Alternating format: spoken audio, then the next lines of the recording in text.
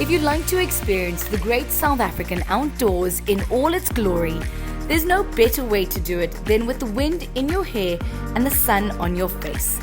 With no roof or windows around you, you can drink in your surroundings unimpeded. Join us as we traverse some of the Western Cape's most beautiful scenery in a brace of equally extraordinary machines. The 2023 ProAuto Rubber Summit Tour was hosted by the Model T Ford Club of South Africa. The event was structured as a spider rally over 3 days with a base in Middelplaas near Paarl. The Model T Ford Club was established on the 5th of November 2016 and is represented in 6 regions in various provinces across South Africa, each with a regional convener. The club provides a platform for Model T Ford owners and enthusiasts to interact, share and obtain technical assistance for the maintenance of their cars. The Model T Ford Club also encourages members to showcase their cars to the public and generate interest, especially among the younger generation, to acquire and preserve these cars for future generations.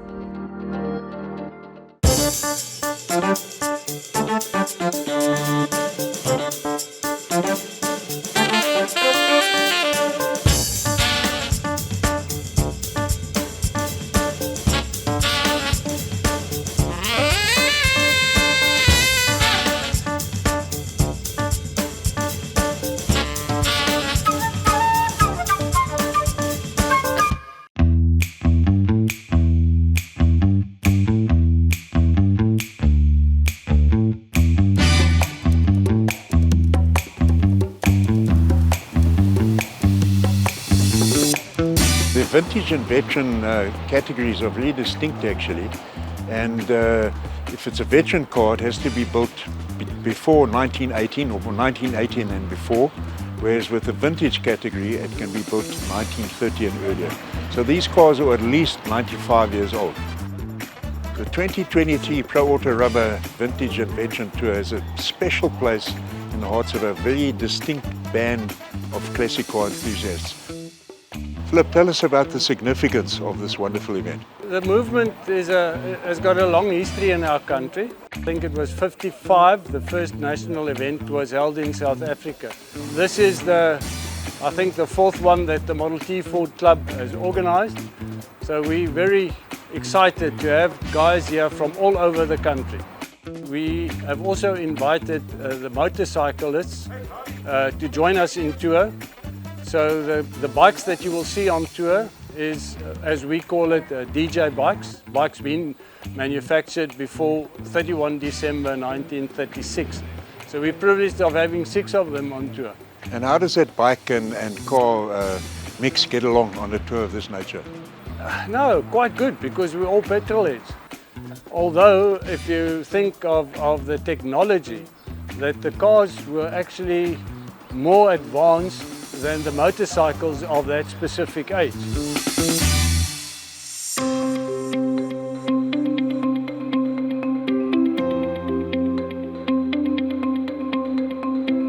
It takes a very special skill set to drive a Model T Ford. And Rosita, you're going to show us exactly how to drive a Model T. Take us through the process. When you want to start the car, the handbrake is part of the transmission. So when you want to start the car, the handbrake has to be pulled up, then the gearbox is in neutral. And then you can crank the car, switching it on here, and then it can be cranked. When it's pressed down, it's the low gear, neutral is in neutral position, and when you let your foot just let go, then it's up in high gear. The middle pedal is the reverse pedal, and the far right pedal is the brake. I was going to ask you, where's the accelerator then? The accelerator, there are 2 levers here. The one is the accelerator, and the far right hand side is the timing lever if you want. Press down, first gear or low gear, apply some petrol for the acceleration, and when you let go of the pedal when it's in high gear. So it's actually automatic car. Are you going to show us how to do it? I'll try my best. Well, we have to get Philip to come along and crank it, I think. Please, at this without him the car won't go.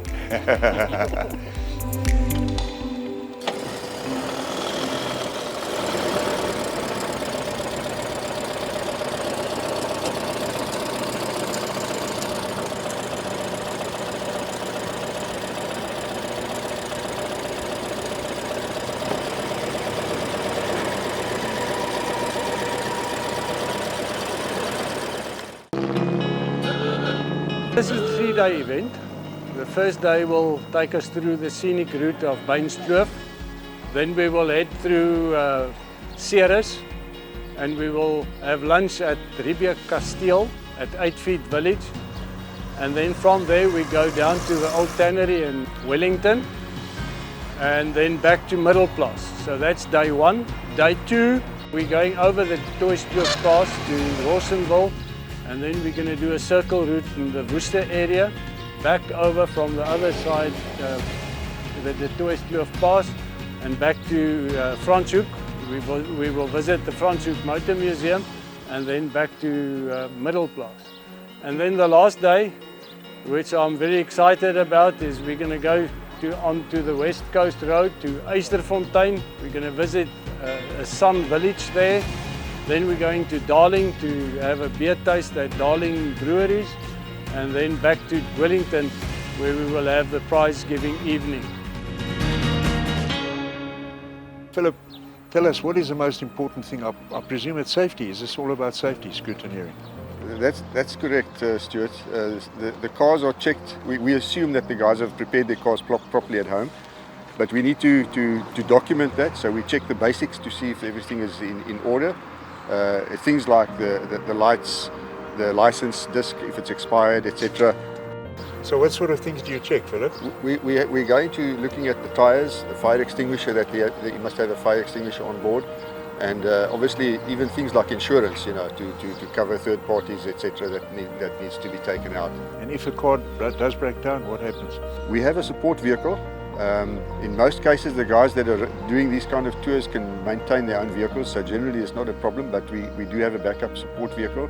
So if we have a major problem, we can load that and take it back to a nearest place where we can have it repaired or repair it ourselves. A great camaraderie between the bunch of you guys.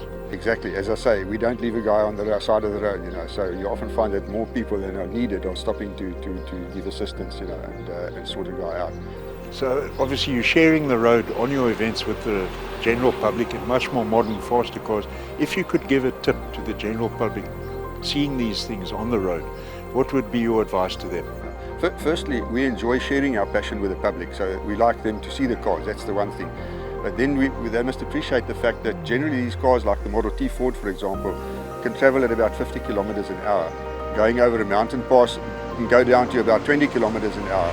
So what we find sometimes is that people want to see the cars and they cut in front of you and they slow down and they break your speed, you know.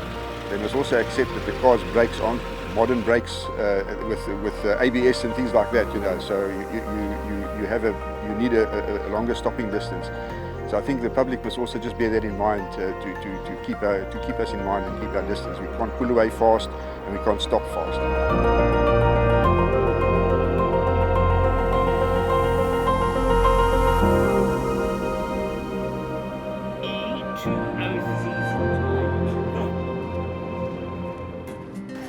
Coming up after the break, we meet a couple of the drivers and their trusty machines. Leon, you seem to have struck a snag just before the start of the rally. If I was running, I would have been out of the rally.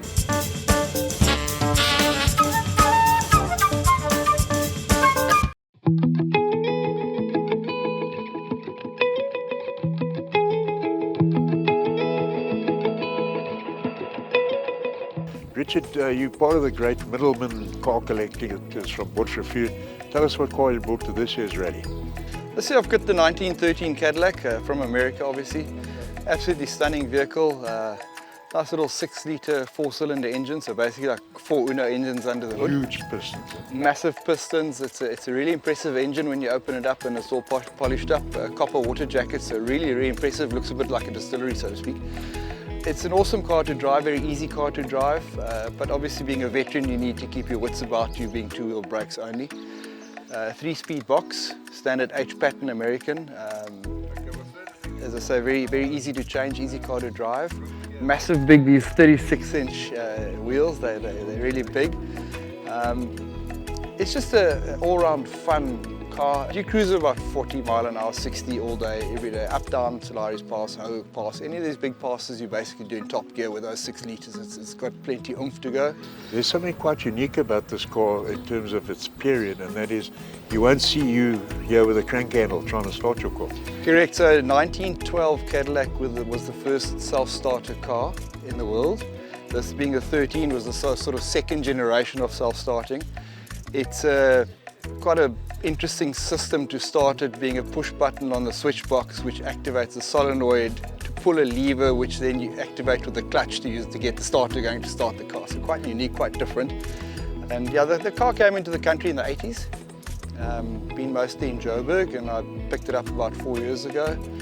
I've had a few incidentals, a broken back axle, managed to source a second-hand axle in the US, which our great friend Eric Edwards from Canada fetched for me, and we shipped it over and built it back into the car. And other than that, no real issues. It's just a pleasant car to drive. I haven't had it out in a while, so it's a good excuse to come out on the trip and enjoy it now for a change.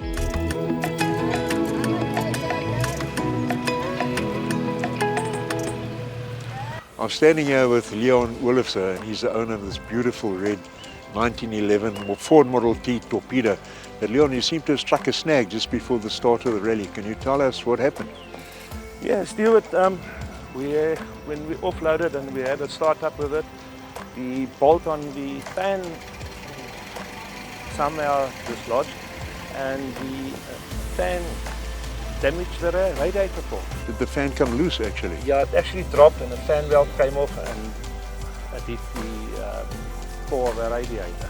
Now normally that could be quite a big problem if it happened while you were running on the event. If I was running, yes, I would have been out of the rally, but luckily for the people in Palia, we gave them short notice that we're bringing in the radiator, and the people, within half an hour, they had the radiator fixed and pressurized. Fantastic, what good service. Now tell me, what sort of job? It looked like quite a simple job to get to this point where you took the radiator off, etc. Man, it's a matter of half an hour, it will be up and running. Fantastic, yeah. Great, that's the lovely thing about these old cars, eh? Yeah, roadside repairs. Okay, great. Good luck, Leon. Thank you, Stuart.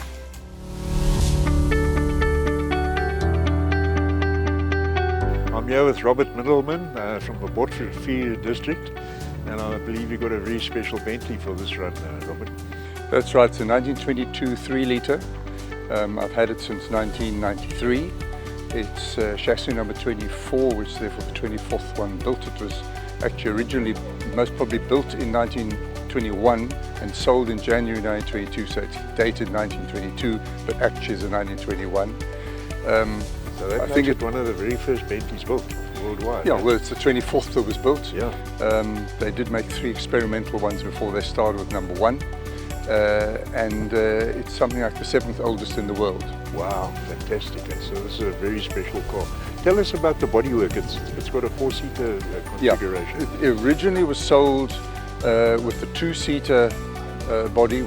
Almost, I don't think it had a dicky seat, but just a rounded tail. I have a photograph of that. And somewhere must have been in the early days, but there's no record about it, was fitted with this body now, which is reckoned to be a early 20s Vanden Plough 4-seater tourer body.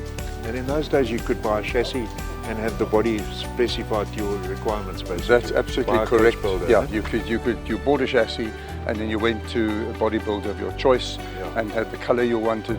This one, for a change, is not painted in British Racing green, but is a dark maroon, which makes it rather different to most of the other ones, which are rather like the previous owner painted in this colour. Prior to this, I think it was green, I don't know. Tell me about the Bentley ride. I mean, is this still a beautiful car to drive on the open road? Yes, cruising speed between 80 and 90 kilometers an hour, you do that very comfortably. It puts out 80 horsepower, it's a 4 valves per cylinder motor, 5 main bearings. It's got good power to it. I mean, you go over, say, Solari's Pass, Harold Pass, you do that in top gear. Wow. With two people and baggage on board, so not a problem. Yeah. Has mechanical brakes, so it stops reasonably well. You need plenty of pedal pressure, mind you, but it stops reasonably well for its time. I think very well for its time. And in modern traffic, well, must be a little bit careful. You can't, you mustn't have an argument with a modern vehicle with ABS brakes and all the rest, because that'll outbrake you. Yeah. I'm here with Henny Marx and his charming wife Corne, and most of us agreed here on this trip so far that there's one very special Model T, and that is this one that Henny completed just before the show. Tell us about this car, Henny. Ja, die Model T was vir my maar nog altyd baie spesiaal, maar die bakwerk van hout het my baie meer getrek en toe het ek besluit ek gaan die projek aanpak en ja, dit is nogal 'n uitdaging. Ek hou baie van houtwerk, maar die uitdaging het begin kom toe ons by die speke en die goed begin kom en ja, so 'n goeie gehalte hout moes maar gebruik word en ons het eikehout reg deur gebruik. En ja, die projek het my van 2020 af September geneem tot nou toe en ja, ons is 'n week nou voor hierdie trip is ons klaar met hom en ja, so ons is nou nog in die tandekry stadium besig om baie dingetjies uit te sorteer en maar dit gaan baie goed sover en ek is dankbaar dat ons so ver so veilig gery het en alles loop eintlik baie mooi en ek en Corne geniet dit baie en sy dit was ook haar gunsteling nog altyd, alhoewel ons ook 'n ander T het en 2 A's ook het, dink ek is hierdie een het onder ons vel ingekry. So now it's going to fit you, but I believe actually you made this car for Corne. Ja. Nee, en ek moet sê, ek dink hierdie bak het onder ons vel ingekruip. Want ek dink my man het baie hard gewerk en dit was my so lekker om die vordering te sien. Die bakwerk en dan die wiele wat opkom en dan die modderskerms en ja, en as hy ding doen, dan doen hy 100%, so ek is verskriklik trots op hom. And what's your opinion of this maiden voyage? How it's gone well for you too, eh? Ja, nee, hierdie was verskriklik lekker. Dit was ongelooflik. Dit is en is lekker die satisfaksie wat ek sien in my man en ons is opgewonde oor iets en dan bestel ons weer 'n ou parkie van langs af en dan sit ons dit op en ja, ag dit was net vir my lekker. Ek het maar net die tee aangedra, maar dit was baie lekker vir my. And as far as the tour itself goes, apart from the Model T, what was your impression of this particular tour? Nee, ek dink dit om mee te begin, ek dink dis van die mooiste roetes wat ons wat jy kan ry waarskynlik. Wel, hier's baie mooi roetes in Suid-Afrika, maar is ongelooflik om die passe te ry, veral met 'n T. Jy ruik die veld, jy ruik die blomme en dit maak dit soveel meer spesiaal. Mens voel klein en jy sit jouself terug 100 jaar terug en dit maak dit nog soveel meer spesiaal. So ja, ek dink ongeag waar ons is met hierdie T's, of jy dit in die woestyn doen in Namibië en of jy dit hier tussen die berge doen, dit sal vir my spesiaal bly. Don't go anywhere, because after the break we head for the hills as day 1 of the veteran and vintage tour commences.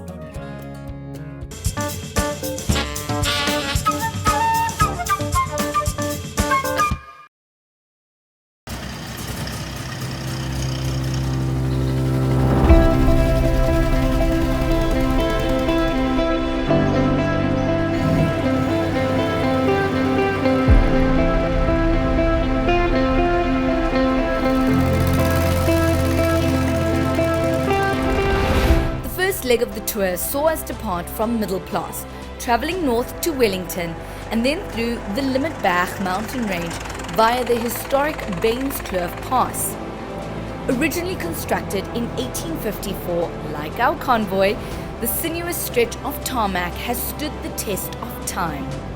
Despite the long uphill sections and the scorching heat, none of the cars missed a beat. Very beautiful.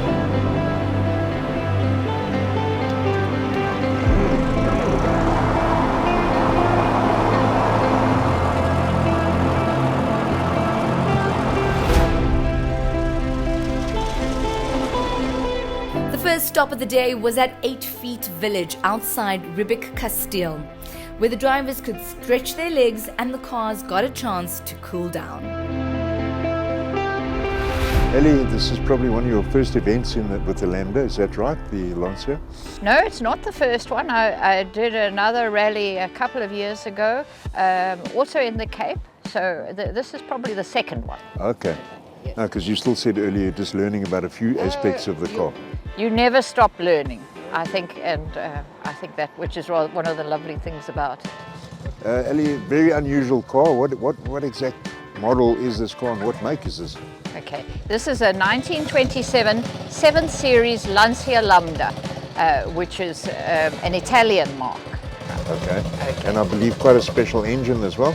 It is a very special engine. It is a narrow V, a 4-cylinder narrow V engine, and it is a monocoque. The design of the body is monocoque. Yeah, I believe so. And that was very advanced.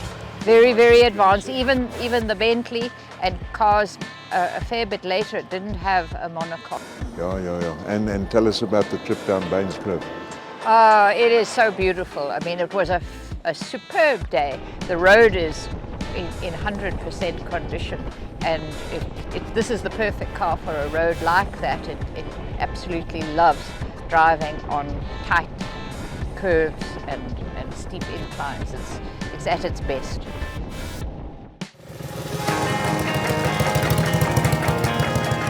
It was time to hit the road again. The route took us back to Wellington along the R45 and into town via the Lady Loch Bridge. Constructed in 1910, it's the oldest steel bridge in South Africa.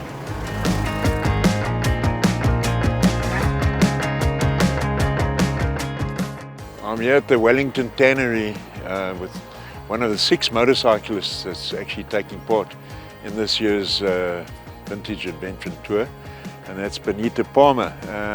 And you're one of the 2 female motorcyclists actually taking part. But I believe you had some previous experience on motorbikes as well, then, Benita?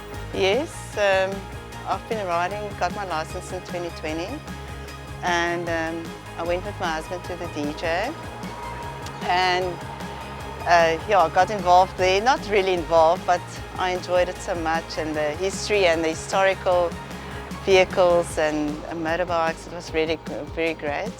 And but to get a DJ bike is not so easy. And this year actually, in July, we did the Alps in Italy, Alp tour with also a organised tour group, BMWs, and went up to Stelvio Pass and Gavia Pass, and that. Okay, so how did the Rudge come about then? This was very early Rudge. Yeah, so I'm part of the Cape Vintage Motorcycle Club, and Gavin Addison contacted me and said, are we interested in a bike? Because he knew I would like to have a vintage bike. So I said yes, and I had to speak to my husband. We need some capital backup there for the purchase. And yes, and we bought this bike from Neville Smith. Okay. But I wanted to buy it if he's happy, and he was happy. And was it in well restored condition? Very good condition. As you see it, it was like this. We had a few clutch issues, after the DJ and so forth, and did a few things, but it was in a very good condition. How difficult are they to ride, being such an old bike? What do you need to learn, being an old bike like this? You need to kick it. Kickstart it. Kickstart it, yes. Yeah. And it's got this decompression lever, so you have to get the compression just right in the engine before you can kick it, else it kicks you back. Okay, yeah. So mine is, I'm fortunate, I've got foot gears. These ones have hand gears. Okay, so a bit more complicated. You're used to foot gears. Yes, so this is much easier. Other than that, she rides very nice. I believe it's got a special braking system, this particular bike as well, eh? Yes, that's true. This one, the front and the back brakes are interlinked. So it's, I think, quite advanced for its size. Advanced, yeah. Only a few years back came out with BMW like that, yeah. So, yes. Yeah, and the Rudge, they didn't make it for a very long time. I think it's about 9 years or so, I could be wrong. Okay. But Rudge made spokes. They're well known for their spoke rims that they made, yeah. Interesting. And in terms of power and that, how fast can it go? This is a 250, and she's actually very fast. She's, well, I don't know how much of a racing bike, but she's actually quite fast and she's got a lot of torque. Okay. So I went off the fastest, but it But went. you weren't gearing down the whole time. No, it was That's great. actually brilliant.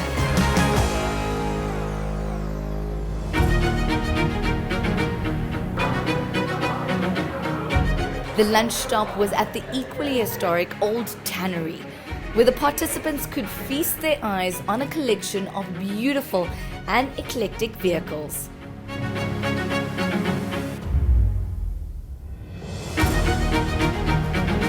I'm here with the second female motorcyclist on the Vintage Invention Tour this year, and that's Bev Jacobs, who's actually a vastly experienced motorcycle rallyist. Tell us about that, Bev. When did it all start for you? Oh, that's an interesting question. My dad used to restore and build bikes and cars, and then he did the DJ, and I used to go and watch the end of that. And then he bought a beautiful bike. He put a sidecar on the side and I said, well, I'll do 3 DJs with you in the sidecar, which I did, and then said, no, I've had enough of sidecar, now I want to ride. So he bought me a bike and taught me to ride on a 1930 500 BSA. I took my license on that, and I've done 23 DJs now in total. It's awesome. Yeah. Jeez. And the DJ is quite a tough event, I It believe, is eh? tough because of the roads? Yeah, it's very competitive. The roads are really, really terrible. I mean, we ride on the old Durban to Joburg Road, which is huge potholes everywhere. Yes. And it's quite a grueling, very long rally with lots of competition in it as well. Okay, and you've got to be on time all the time in that event. It's a time trial, time regularity, so you are not racing against, it's not about speed, it's about accuracy to a clock of keeping your speed to what they require of you. A set average speed. Yes, and you have no speedometer. Okay. So you have to time milestones to be able to tell how fast you're going. That's the only way, or count white lines. So just you on that bike with a route, you're Exactly. pretty busy. Yeah? Yes, very How busy. do you like this much more relaxed atmosphere on a tour like this? It's lovely. It's very different from what we used to. We did a competitive rally yesterday, which was very similar to the DJ. So coming straight from that to this has been absolutely fantastic, because now you just get one little short regularity, and the rest of the time you can ride as fast or as slow as you want, and we can actually see the scenery for a change. We don't often do that. Being a motorcyclist on this basically car event is quite new. I think it's the second time this has happened. Yes. What's it like being one of the few bikers on an event full of car guys? How are you getting along? Well, actually, when we used to do the Ferris Cape, which is the rally we did yesterday, that used to be only bikes. And then about, I think 8 or 10 years ago, they invited cars on that, and we were very skeptical. We thought the cars were going to get in the way. But actually they joined us and it worked very well. And then when Philip decided to extend this to DJ bikes only, because we're the outsiders here, we're not vintages, we post-vintage, it was actually fine for us, because we knew we have done it before, and we can actually have quite a lot of synergy with the cars as we go along. It's quite a lot of fun. And I'm sure the car guys are interested in your bikes and vice versa? They are. It's actually quite strange, because we look at their cars with envy and they look at our bikes and say, oh, maybe next year they'll do it on a bike. So it's quite interesting to see how the whole thing interacts, yeah.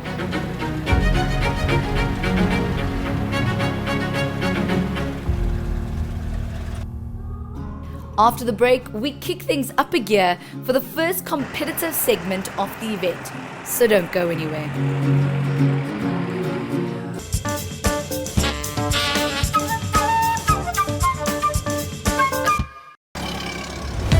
Day 2 of the event saw the participants heading over the famous De Kloof Pass. For the older vehicles and those with smaller engines, this was the most challenging part of the tour thus far. And that's before you throw an element of competition into the mix. I'm here with Adrian Dennis, who's got a very specific task on this Vintage Invention rally. And tell me, Adrian, what is the regularity section? The regularity is a very small competitive part on this event, because essentially a Vintage and Veteran is just a fun event. But there are some people who like to be a bit competitive, so we have a shorter section every day, which is you're allowed to choose your own speed, and then you must hold it over a distance of approximately 20 k's. How do you actually measure that then? Well, you use a stopwatch, and on your route schedule, it will tell you the start of regularity, but you get no distance, you only get the clue. And then you go through the regularity, and then later you'll come to another clue, which is the end of regularity, and then you stop your stopwatch again. And you're not allowed to use a speedo, is that right? No speedometer, no GPS, no distance measuring device or anything like that. And from what I've seen over the course of events, some of these people get very, very accurate. Yes, oh yes. If you've got a nice long straight road with milestones, you can get accurate to 2 or 3 seconds. Astounding. Great stuff, thanks.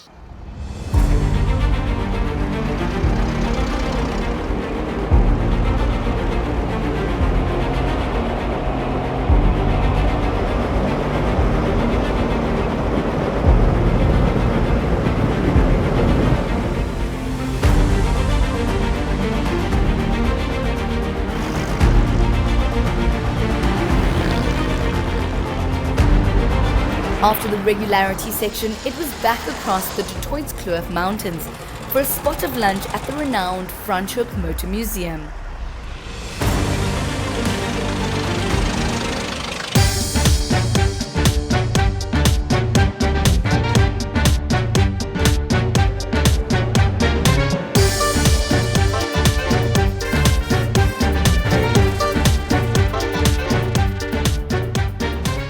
I'm here at the Franschhoek Motor Museum with a guy that's been involved in the classic and vintage car scene for a long time, and has also been Cape Town based, and that's Leonard Schneider. And this car, though, you've got a very special car on this year's Pro Tour. Tell us about it.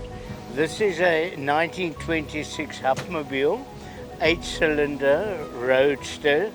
It was produced, the Hotmobile brand was produced from 1909 until 1941, and it seems that there was a strong community of them in the Karoo, Beaufort West area, because in rebuilding this particular car, we found a chassis with wheels on. This radiator shell comes from Beaufort West, and the steering wheel was all found in a farm there. In the war, in the early First World War, they were prominent in the desert area, and they are very strong, well-built car. When your Ford and Chevy in this year of 26 was $400 odd, this particular model was $2,050. So quite an upmarket car. It was a very upmarket. Talking of upmarket cars, we're here at the Franschhoek Motor Museum. Yes. And tell us, what car, if you had to pick one car here that's really grabbed you inside here, what would you say? That's a difficult one. Oh, but pick one. I like the big Rolls Royces. I think they're very impressive. The Austro Daimler inside is a fantastic motor car. That's been in Cape Town for many, many years. The Bentley, although I'm not really that much of a Bentley, but I like the Rolls Royce as a solid, well-made and practical, nice driving motor car. Yeah. Thanks, that's 5. Thanks.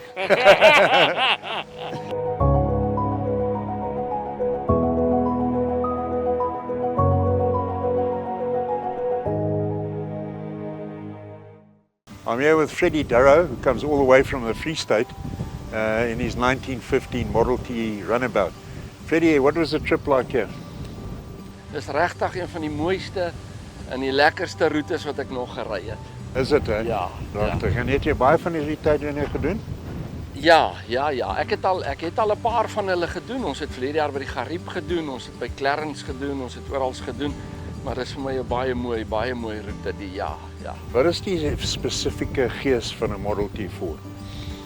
Daai dreuning van hom, daai loop van hom is net vir my ongelooflik mooi. Ja.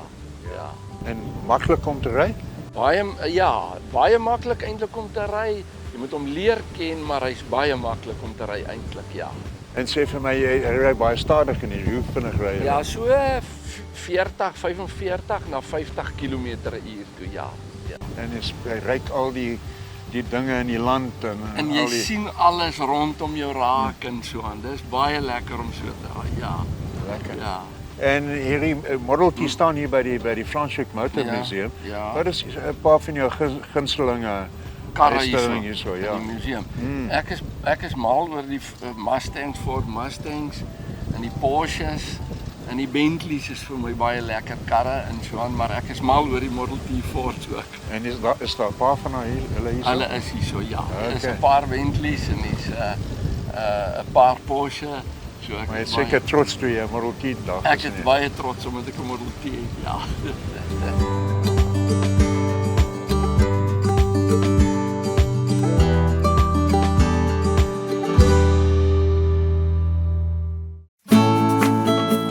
Stay tuned because after the break, we meet the second Bentley boy on tour and we find out about a family whose love of old cars spans generations.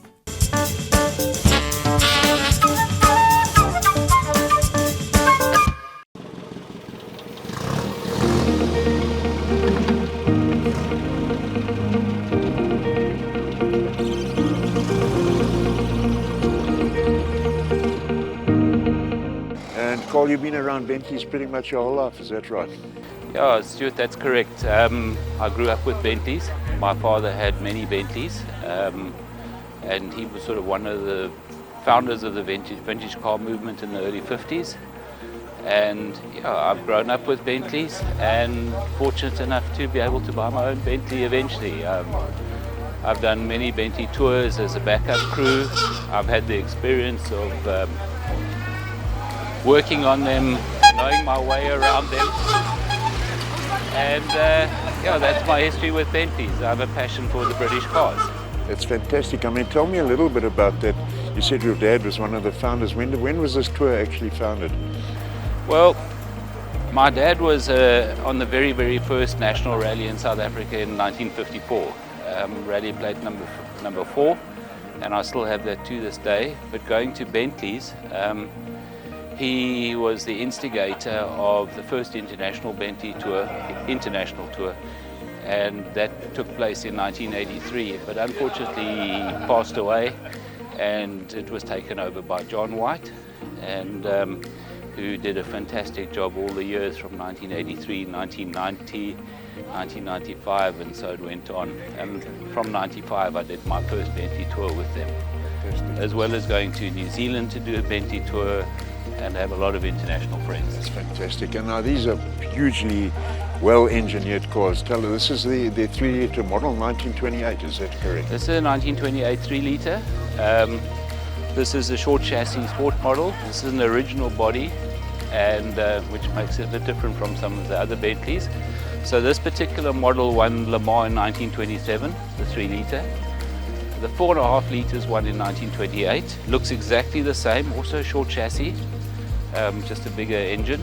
And then, as we know, in 1929 and 1930, the Speed 6s won. So Bentley had a run of 4 years in a row. Amazing. That sort of made the mark, really. Oh, most definitely, most definitely.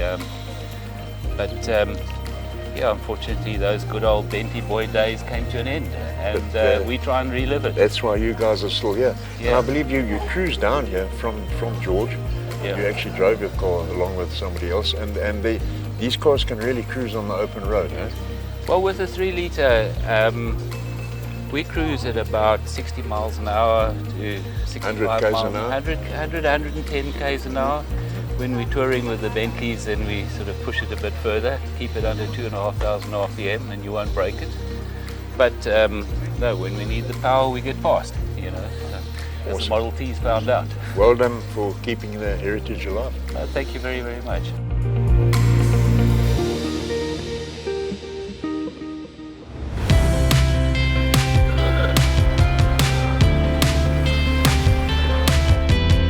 It's the third and final leg of the veteran and vintage tour, and the day started off overcast with both cars and competitors appreciating the slightly cooler weather.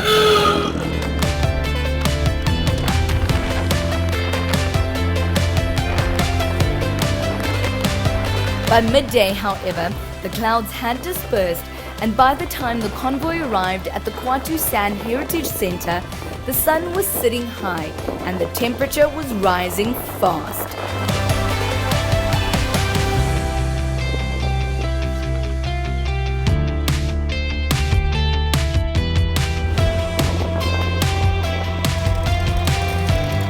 Just as well, the next stop was at Darling Breweries for a refreshing cold one.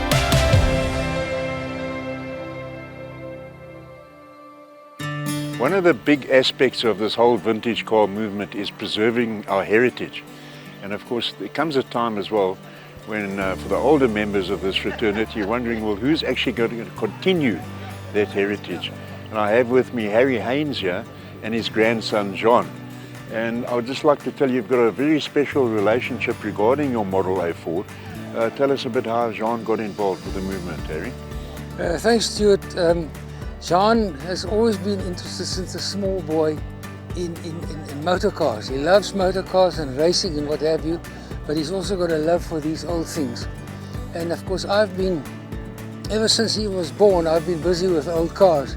So he's always got involved and interested, and now that he's a working man, he drives this Model A and he drives my Model T, and that's why he's here. His granny, that's now my wife Diane, was actually supposed to come, but she knew how keen he was, so she stood back so that he could come. That's fantastic. And tell me, does he use spanners and that? Does he get involved in the mechanical things? He's an engineer by trade. Fantastic. So he works on the cars and he knows all about the things, and he finds the faults, and yeah, no, he does well. John, what do you find about all the old mechanical systems? Being an engineer, how interesting is it to discover the heritage of all this technology? I think the thing I find most interesting about it is the passion that they put into it. You know, back then everything was new, so they really had to think about it and think about how the system works. And these days you've always got a reference to use. Back then they didn't have that, so every part is something of that person in it. A lot of different systems were involved at this time, weren't they, of doing the same thing? Yeah, I mean, every company, every person was coming out with something different for how to approach the problem. So, yeah, you got a lot more innovation back then than you do today. Today you see systems being built on a principle that was developed back then. I think we see new technology in different areas, but in terms of the combustion motor, that was when development was really skyrocketing.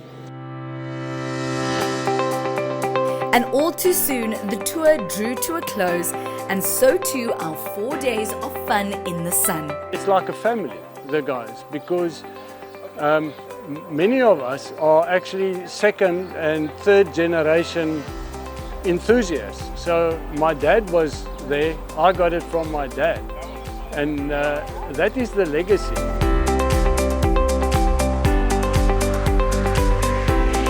It is the people. It's the lovely people that we enjoy the company of, and the organisation that goes into something like this. There are people here who are so good at what they do, and they dedicate their lives to driving these cars.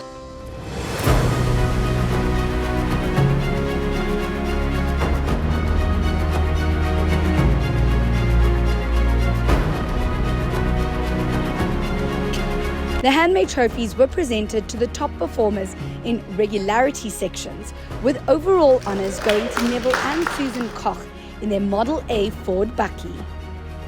A number of special awards were also presented, including the favourite car of the event.